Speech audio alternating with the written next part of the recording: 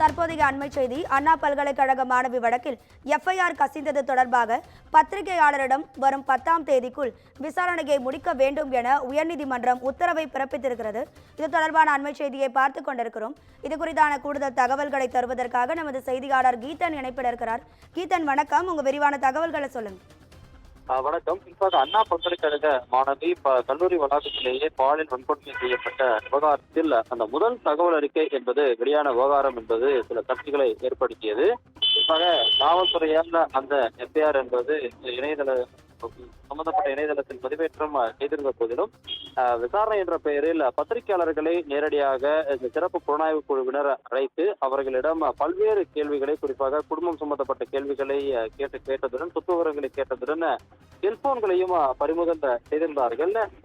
இந்த விவகாரம் என்பது ஒரு கொந்தளிப்பை பத்திரிகையாளர்கள் மத்தியில் ஏற்படுத்திய நிலையில் இது தொடர்பாக சென்னை உயர்நீதிமன்றத்தில் வழக்கு தொடரப்பட்டது.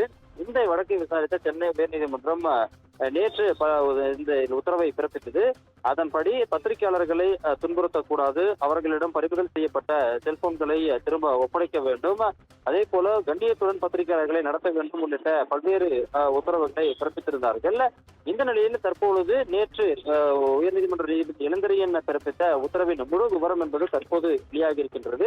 அதில் மிக முக்கியமாக வருகின்ற 10ஆம் தேதிக்குள் சிறப்பு புலனாய்வு குழுவினர் பத்திரிகையாளர்களிடம் விசாரணையை முடிக்க வேண்டும் என்று அதில் தெரிவிக்கப்பட்டிருக்கிறது.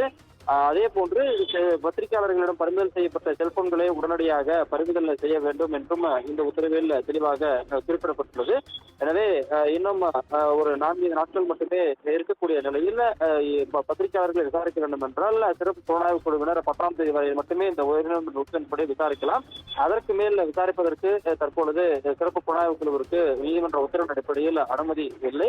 எனவே இந்த உத்தரவை உயர்நீதிமன்ற உத்தரவை சிறப்பு புலனாய்வு குழுவினர் பின்பற்றுவார்கள் என்று எதிர்பார்க்கப்படுகிறது. உங்க விரிவான தகவல்களுக்கு நன்றி கீதன்.